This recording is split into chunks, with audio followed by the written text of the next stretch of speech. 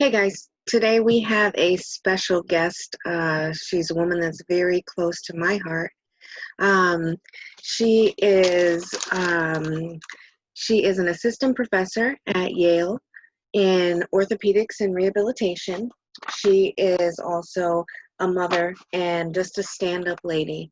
A lot of you guys know that I had a car accident, and she was one of the surgeons that helped to coordinate and to get everything set so that my arm could be reattached.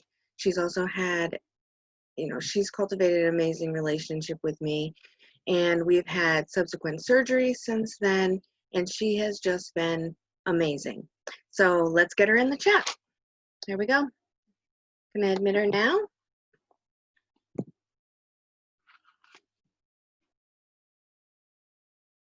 Hello, can you hear me?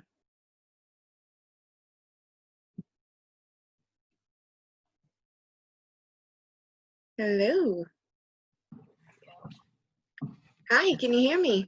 How's it going? Pretty good. Oh, there you are. Hi. Hi, handsome. Just woke up from a nap, so you might be doing. Hi.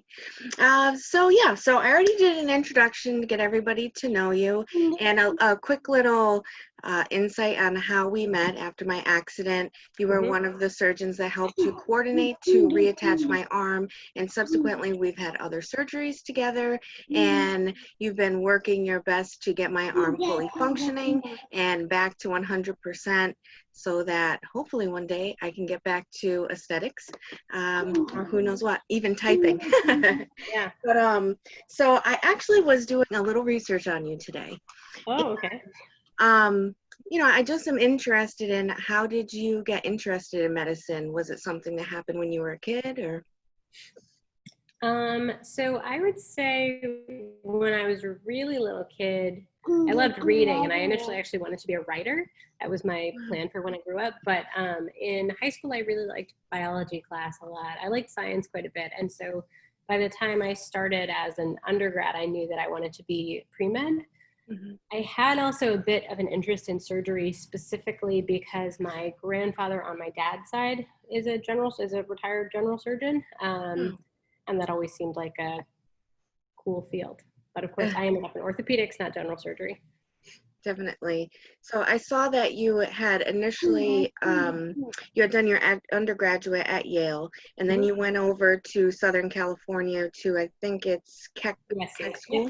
Yeah. What was that transfer like, from the East Coast to the West Coast? I would recommend it for anybody, honestly. It's really nice to have a, somewhat dramatic change of scene at some point in your life. So, I think New York and California and Connecticut have a lot of similarities, I would say, but it was good to be kind of out of my comfort zone for a period of time. My husband is actually from Southern California, and we went to medical school at the same time, which is one of the reasons we decided to go there. We weren't married at the time, but we're on that path. And it made it also, medical school for me was actually really fun because I got to do it with the love of my life, which not everybody gets to do. So. Nice. And did you get an apartment out there? Were you solo? Did you have roommates? Like, how was it managing all this stuff, falling in love and getting all the studies done and a new place, It was actually a pretty fun time in life, I have to say, because, I had only ever lived in my parents' house and then a dorm in college. So getting our first apartment was pretty fun. And we had this, teeny little 1-bedroom in South Pasadena, which is a neighborhood outside of LA that has a farmer's market, and it's just like a lovely little community. So that was it was great to be happy while working really hard. I think for anything that takes a lot of focus and effort and can be pretty grueling, being happy when you go home is so nice. So for us, it was good. Was it easy to maintain a relationship with your family and friends here on the East Coast during all of that?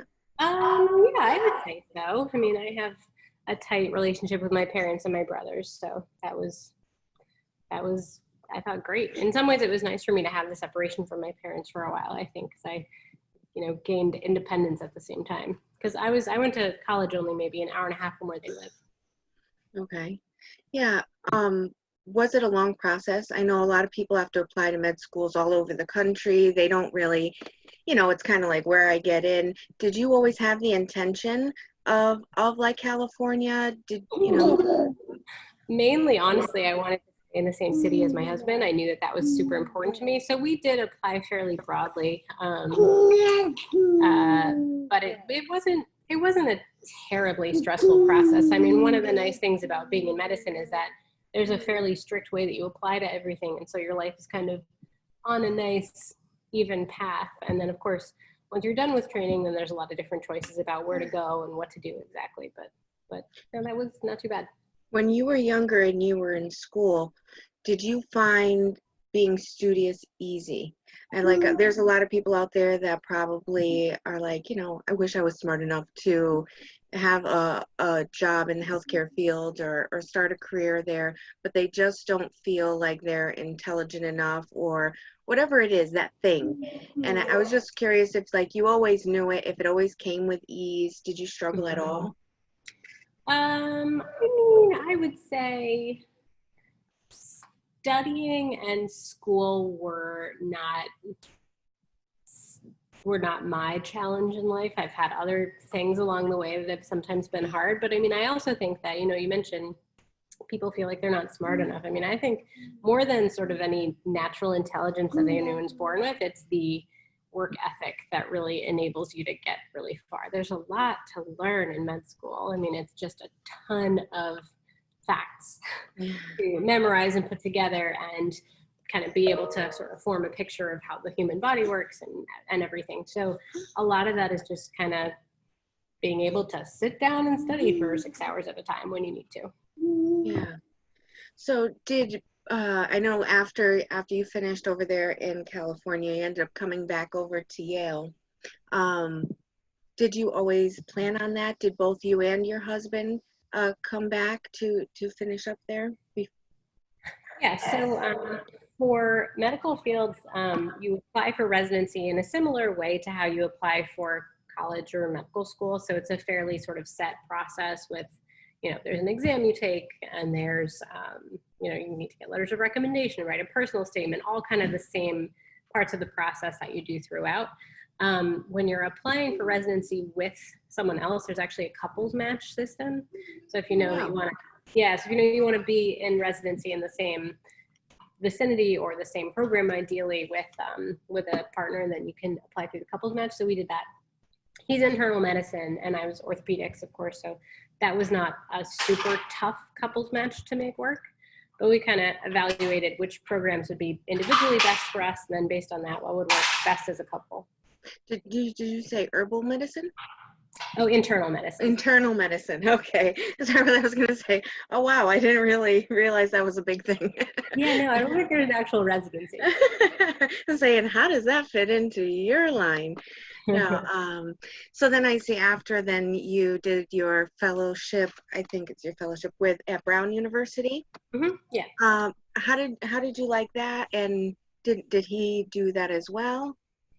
So that in orthopedics, fellowships are all one additional year after your 5 years of residency, so that you can get subspecialized. So orthopedics covers sort of the, bones and joints and ligaments all over the body. Your subspecialty is going to be things like, in my case, hand surgery, but could also be, trauma specifically, or joint arthroplasty, sports, which is lots of scopes. There's pediatric orthopedics. So there's all the different fellowships. So I did the 1 year at Brown, which was great. That was a super good way to kind of throw me into being on my own, because as a fellow, I was independently taking call and operating, and it was a really good year. When did you decide that orthopedics, and specifically the hand, wrist, and forearm was for you? It was actually a little bit of a stroke of luck, I guess. I had in medical school a very good professor who gave this lecture on a toe to thumb transfer, which is basically a patient who had lost his thumb in a farming accident, and I think maybe a couple of his other fingers. But the thumb is, of course, incredibly important to be able to grasp and grip. So in this case, they took his big toe and transferred it to his hand to create a thumb for him that served as a post so he could use his hand again. Yeah. And I thought that was so cool that I did a rotation with him and decided that orthopedics and then later hand surgery specifically was my thing. Wow. It also says that you're interested or you participate in a lot of research. What kind of research have you participated in? Bunch of different things. I have an interest in scaphoid fractures. The scaphoid bone is a little teeny kind of peanut-shaped bone on this side of the wrist Okay. that's the most commonly fractured carpal bone, and it's also probably one of the more challenging ones for us to treat as hand surgeons. It doesn't like to heal for a bunch of different reasons, so I've done a little bit of research on that. I also have an interest in kind of the way we spend money and think about cost savings in medicine, which I think has become increasingly important as we have this huge population of people to try to take good care of. And so kind of doing that as efficiently and cost effectively as possible, I think is pretty important. So I've done a little bit of research on that too. That's awesome. Seriously, I feel like a lot of people, they neglect their health because they're afraid of the costs associated with it. So it's good to know that somebody on your end, it's not just patients who are kind of like, all right, where can I cut corners here, or not cut corners, but how can we find this to be more cost effective and mitigate having these bills that never end up getting paid off and stuff like that. So I think that's encouraging too for patients to know that on your guys' end, you are aware of that and are trying to actively participate in lowering those costs. A lot of people kind of say with just insurance companies, we look at them as the people are supposed to, this kind of stuff.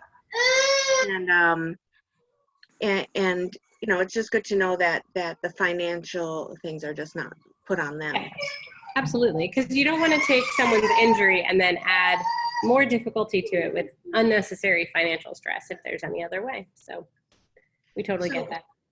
So when you were, any of you guys watching, every single doctor, it seems, in the orthopedic department at Yale has participated in some way in my healthcare, and everyone on the team is amazing. When you came back and you found your position there, how was it settling in for you?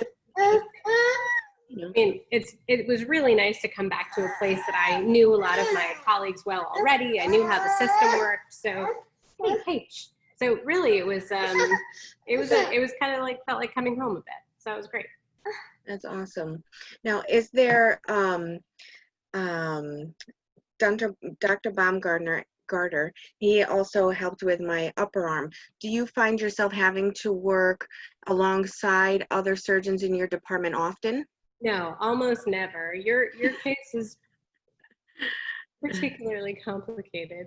I would say since, in 4 or 5 years, I've probably done maybe 3 or 4 cases as that kind of benefited from having 2 of us there. Yeah. Since we kind of touched on it, would you mind giving kind of like a gloss over on what we had to do with my arm? If you don't mind. Well, I don't want to impinge on your privacy. For all of you asking, HIPAA, this is my consent. Yeah, I mean, I would just basically briefly describe your injuries as, you had pretty devastating injuries to all 4 of your extremities, which is, and again, the main thing that we all in the OR kept thinking the whole time was, thank God that your head is okay and that you don't have any terrible intra-abdominal injuries and those things, because those are really awful. But as it was, you had an incredibly long and complicated course because, you essentially lost much of the soft tissue covering for your left arm and had open fractures of your humerus and your forearm, so both the upper and lower arm on the left side.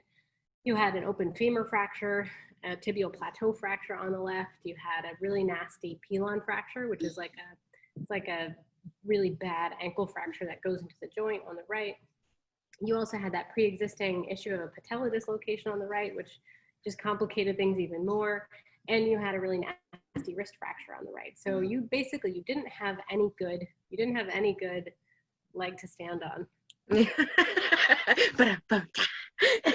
Or even, and normally if you have lower extremity injuries, you depend on your upper extremities to bear weight so that you can kind of get up and moving faster. And you just had such incredible challenges from the beginning. One of the things that I remember in the beginning of my recovery was how valuable it was to have my right arm. Um, you know, Yeah. how, because obviously I was out of it, and at that time, guys, I was unable to make the decisions. So my family worked with the healthcare professionals to make the decisions, which I'm so thankful that they made the decisions they did, because I've been able to make almost a full recovery. I walk again, and I have full function of my right arm, my right wrist. I don't know what this is called, but I can't really, go for change, but it does what it needs to do.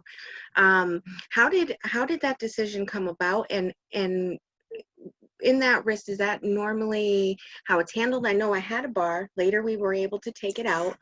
Yep. Yeah, so for you, I did something called a dorsal spanning plate, which is one of my favorite ways to fix a distal radius fracture, when you know that that's going to be the arm that you're depending on for weight bearing and transfers and those kinds of things.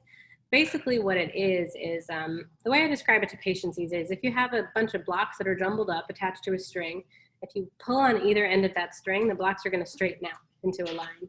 And that's kind of what this device does. So it goes underneath the skin and it kind of pulls everything straight, but it's a really solid, secure way to fix the wrist. And so then once that plate's in there, you can put weight through your forearm and you can kind of use your hand even to lift. So you can do a lot more with that arm than you could if we fixed it in a more traditional way. But the plate does come out at 3 months. So it does involve a second surgery, but I really like it for patients who are like polytrauma patients or who have osteoporotic bone. There's a bunch of reasons I like to use it.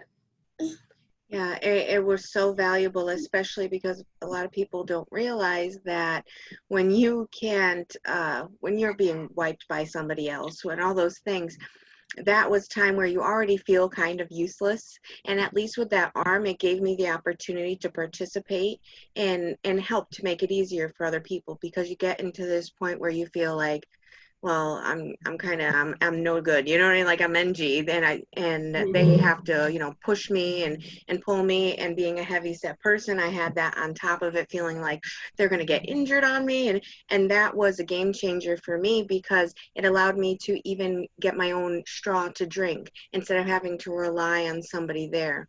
So, and like I said, I depend so much on this arm that it's so it was just the best possible thing that you guys could have done, seriously. Now, as far as my left arm, what happened there?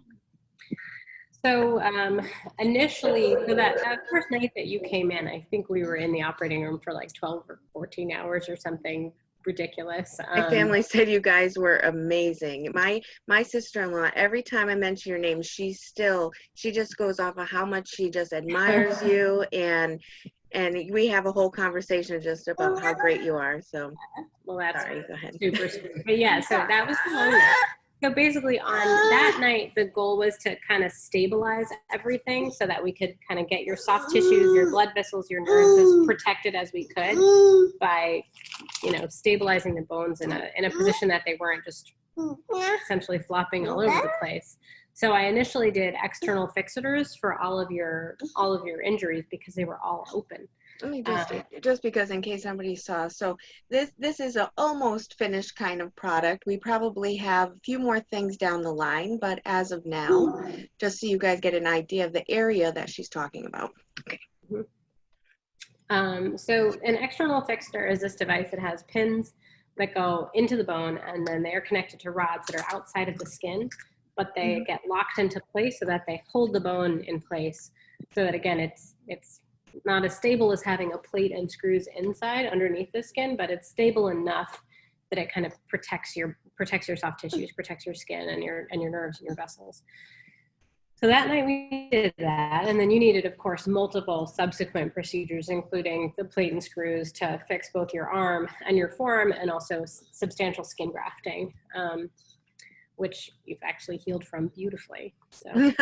Thanks. And that came from my upper left thigh, guys. So thank your meaty stars. If you've got some extra skin, whenever I talk to other, obviously when I go places, people always look. I always see them give a glance or something like that. And I'll always make sure to say to women is, love your wings, because every woman, no matter how thin or heavy set they are, I always notice women hate their wings. And I'm like, that's pretty much what kept my arm on. And you have to appreciate it a little bit. Yeah, so that's something I always try to mention to people when I notice the glance, you know what I mean? And I find that helpful. So so on the lower arm, did we do, I called them chopsticks the entire time I was there, those sticks that you're talking about coming out, because later they had fixed I believe it was Dr. Leslie, she fixed my ankle on the right, and I was like, oh, the chopsticks. But so did we do the same thing on the bottom initially? Yeah, this forearm also had an external fixator. Yep. Hi, David. And so I also know that I had to have a wound vac at the time. Now, is that common that in these types of surgeries people end up needing that? With like bad open fractures, and especially with a lot of soft tissue loss, wound vacs are a really valuable tool for us. Basically, they protect all of the tissues underneath by sealing them. So it's like a sponge that goes onto any injured tissue, and then that sponge is hooked up to like a little vacuum, basically, which is kind of constantly vacuuming out any secretions. And typically when you have a big open wound, it's going to ooze. And so that kind of prevents that from accumulating, and also protects the tissues. When you're preparing for a skin graft also, wound vacs are amazing at kind of prepping the tissues to take a skin graft well. And once the skin graft is placed, wound vacs additionally are really helpful at getting the graft to actually to adhere to the underlying tissue and survive and create a good covered surface. Great. So after a little while, my body started to heal, and it did this weird thing where, now how it was described to me when I was in the hospital was, when I became concussed, think of it that my cells kind of became concussed, and they got confused, and perhaps they were originally created to create soft tissue, but for whatever reason they decided to turn to bone, and I ended up having this almost mountainous looking like a rigid line of bone that started to grow. And although I had my the ability, my radial nerve to move at that time, it made it so that my arm was fused and I couldn't bend at the elbow. It was kind of locked in that 90 degree. So I went in Dr. Halim, and that's when Dr. Baumgartner and her started to discuss what the options were for my arm and how we go about regaining that function, that bending at the elbow. So how did you guys decide or come to that decision, and really what did you guys do? So yeah, so the kind of bone that you're describing is called heterotopic ossification, basically just meaning that you form bone tissue in a place that normally you don't have it. And that happens a lot in these sort of big traumatic injuries. Well, maybe not a lot, but it certainly happens in these big traumatic injuries, and especially, as you mentioned, with head injuries like concussions. But yours had basically crossed your elbow, so you had essentially like a big bony bridge or bony block that crossed your elbow completely and made it impossible for you to move at all. Our goal with elbow motion is, generally speaking, to have patients be able to get their hand to their mouth so that they can, eat more easily. Hand to head is also really nice. And, full extension to 180 degrees is typically not so functionally important, but for you, mainly we wanted to get you some motion back so that was a more usable arm. Just for you guys, look how badass she is. Not to the mouth, to the ear. You're doing great. You're doing your therapist in a lot of work. Yeah, and until Corona, I was going there, I think, for about 3 or 4 months, and we're working there. I got up to a 2-pound weight. I can still pull, but my radial nerve had been kind of lodged in between some of that bone that had grown. So we've had a little bit of issues with that radial nerve kind of waking up and getting back to doing its thing. So we have discussed possibly in the future like a nerve transfer. And I didn't even know this was possible. I even talked to my friends and they're like, oh, from like a cadaver? And I'm like, no, but who knew you have like 2? Some people have 3. Like, if you would just explain that a little bit, because I've recently saw a lot of fighters get it as well in their ankles and their feet. one in particular, Brendan Schaub, he had gotten one after a fight and was able to go back into professional fighting. So I just found that interesting. If you wouldn't mind, like, explaining a little bit about that.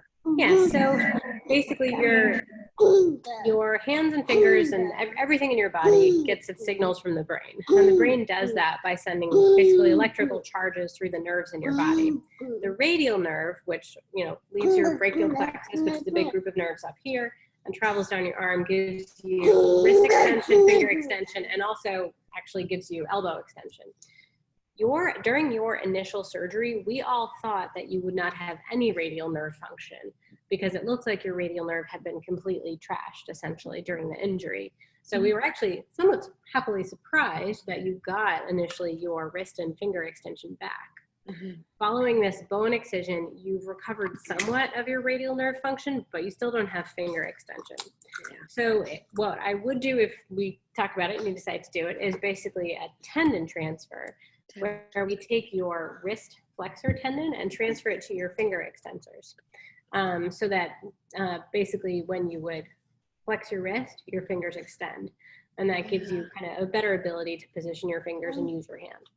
Yeah. I mean, you know, yeah, we've talked about it, and I definitely am interested. Well, and there's not a time limit on it, so it's the kind of thing that you can do it whenever it makes sense. Yeah. So since all of this, I ended up bumping my arm randomly, gently, in comparison to how I could have like fallen on it or something like this. I bump it on a windowsill, guys, and I get a little swollen. So of course, I immediately contact Dr. Halim and I try to get in as soon as possible. And pretty much we just thought, because it's kind of thin there where that graft is, that there might have been a little tear of the muscle away from it, and it was inflamed because, you know, it's aggravated.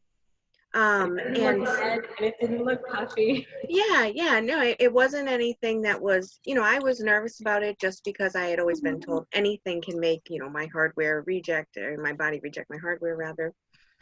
So, you know, because my arms aren't necessarily on the same wavelength now, when I go to the gym, I can't use just any standard machine that's there.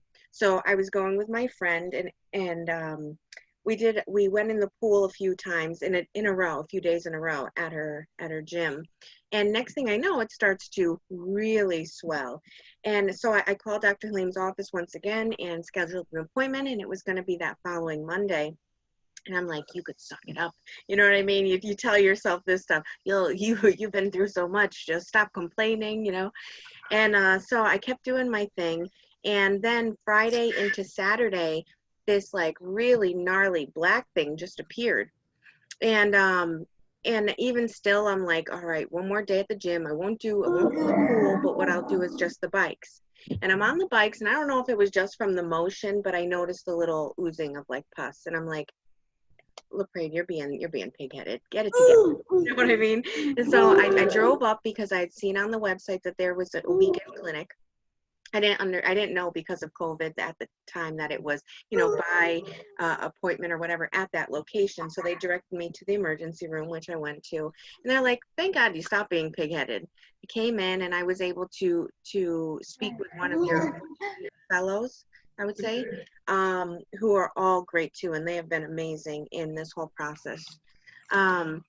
And they were basically said, hey, we'll get you the COVID test and try to get you into a room. And but the results, I know we all hear that they're like this, but unfortunately at the time it was like a 6-hour thing. And while waiting in the ER, they're like, hey, we were able to get you in for like 8 a.m. tomorrow. Like, bet, let's get it going, you know. And we went in there. So if you wouldn't mind, just give a brief description about like what we had to do there. So all kinds of things can cause infection, as we know. So basically, I think you had, because of all the skin grafts and the trauma, your tissues are probably relatively thin at your upper arm. And so it must be that you basically translocated a little bit of bacteria when you bumped your arm, which caused this collection of infection to build up. So basically, you know, when we say pus, all that means is dead white blood cells, which come in and help to try to fight the bacteria. And so you had kind of a nice big pocket of that. Yeah. With clearing infection, the main thing that we want to do is really allow everything to drain out. So once we wash it out and make sure all of the bad fluid is gone and clear it with, liters and liters of nice, clean fluid, we just let everything drain, and typically it goes away. So that is the whole point. It goes away and doesn't come back. Definitely. And 28th was when I had the surgery, and the incision is completely healed at this point. I don't have any significant pain where it was, like when it was swelling. So that's been really great. Of course, in the future, because of that, they ended up finding that I had MRSA. And a lot of you guys know it as MRSA, and we all are frightened when we hear that acronym, even though we're all not really clear on what it is. But I think it's a type of like a staph infection. And from that, I have to go on IV medications, which in my case, they are having issues getting me up to a therapeutic level. So it's going to be a little bit more extended than expected originally. But because of this, then it's forced us to discuss possible removal of the hardware where that was initially put in. And Dr. Halim and Dr. Baumgartner and Dr. Halim and I will discuss that moving forward. But I think it's really interesting. In my case, I like to reiterate to all of you guys, and if you haven't seen in any of my other podcasts, don't drink and drive. Try that. Uber, Lyft, rideshare, do whatever you have to do. Call somebody, talk to them in advance, and be like, hey, I might have a trip this weekend that I'm going to need a ride home or something like that. But it's kind of interesting to me how we have found our way down this road with simply how amazing the body is and how it tries to heal itself, and how you guys have to work alongside of what our bodies naturally do. I don't think that I expected, I don't know if you expected initially when you were working on me, for all of this bone to go, and then after that to have an issue with the radial nerve. How often does that kind of stuff happen where you find that you do one surgery and okay, we're going to have subsequent procedures? I would actually say it's more common than you might think. For patients who are in terrible motorcycle accidents, anybody who comes in with like a really bad open fracture, and in your case you had really 3 really bad open fractures, those patients are in for the long haul. And from the night of the initial surgery, you often can tell that this is going to be sort of an ongoing project. And bad accidents will sometimes need kind of continual treatment and surgery and treatment over the course of a decade. Yeah. Well, I know that we've gone a little bit over the time, and baby David wants some time with mommy. But so I just encourage all of you guys, if you have some sort of injury, are you comfortable if I say that they could try to reach out to the office after you have a referral from your doctor? Then your case can be overlooked and they can see if they're able to help and that kind of thing. But the orthopedic department, once again, at Yale has been amazing. And every time I get, after you go and I have a surgery, I always get these emails, and it's always like, do you want to rate the physicians? And I'm always like, listen, Dr. Liam's the best example of what you have to offer. But yeah, guys, I'm going to include some information just so if you do need to contact the orthopedic department at Yale and want to find out some more information about a possible traumatic injury to one of your limbs, then I'll include that and I'll put it in a link below. But Dr. Liam, I love you, and I'm sure I'll be seeing you soon so we can discuss the future. And it was great seeing baby David moving around like this. He's crying, so I'm going to stay on mute. But great talking to you, and I will see you soon. Okay. See you later. Bye. All right, guys. So you just heard conversation with one of my favorite ladies on this earth. Amazing and incredibly intelligent, passionate woman who you can see is a great mom. And I always joke with her, and I'm like, and you look like a model too, so give something up to somebody else. But I have the information here. I just want you guys to be able to contact the orthopedic department at Yale if you find that you may have a case that needs their expertise, because they are legitimately probably the best in the country. I know that Yale is in the top 3, if not the #1 teaching institute, medical teaching institute in the country. So Dr. Halim has a few locations, and a bunch of the other orthopedic doctors, they do a bunch of locations. So there's one in the Physicians Building at Howard Avenue in New Haven. They also have one in Long Ridge in Stamford, Connecticut. And there is another office in Guilford. I have not seen Dr. Halim there, but I do see my knee specialist there and for my lower extremities there. So the contact number there to make an appointment or to try to see if your case can be reviewed and to hopefully get you up and moving and get your limbs all back to what they were. The number there is 877-925-3637. All of the staff is amazing. So whether you're speaking to scheduling department or you're speaking with one of the nurses, I can't even explain to you how great the staff has been in the orthopedic department. I've had over 200 stitches removed after surgeries on all of my limbs, and I have encountered pretty much everyone in that department, from CNAs or PCAs as they're called now, to radiology technologists like Michael, who we had on a previous podcast. I suggest you check that out because he is an amazing man and he has overcome some amazing things. So overall, if something is going on medically with you guys, I encourage you to get to know the medical professionals. Don't be afraid to go to the doctor. We need them, and they have a passion to help us. And anywhere we can along the line, we need to be encouraging the medical professionals in our lives. Right now, COVID has proved to show how essential they are to your and my existence. I've been making these podcasts because I want all of you guys to feel more comfortable in the medical setting. I have encountered hundreds of medical professionals in the past 3 to 4 years, before this accident and especially since this accident. I really want you guys to find out what is the medical institute in your state. Reach out, find out, especially if you have kids. Kids are playing these sports and stuff. You never know when a wrist or arm injury, a toe, foot, a limb injury is going to happen, or something, God forbid, internally with an organ or with their heads.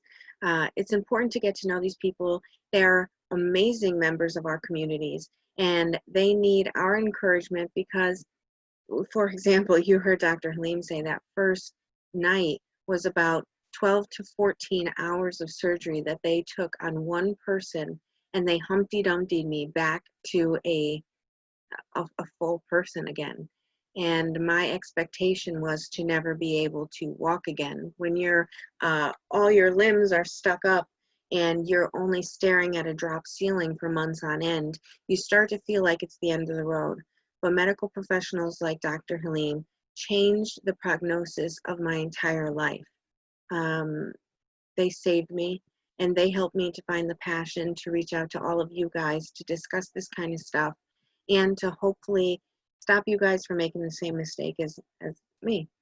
I went to a bar for a birthday party, and after that, I ended up beginning to hydroplane, and because my blood alcohol level was 0.18, which is about triple times the legal limit in the state of Connecticut, I was unable to regain control and hit a wooden barrier on my left driver's side.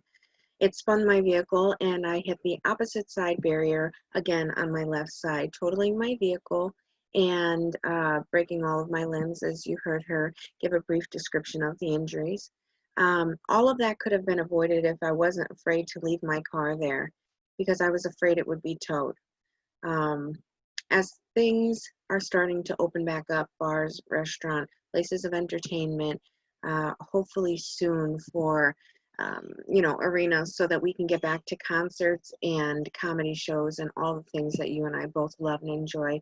It's important to keep in mind that we need to have the forethought to do it safely.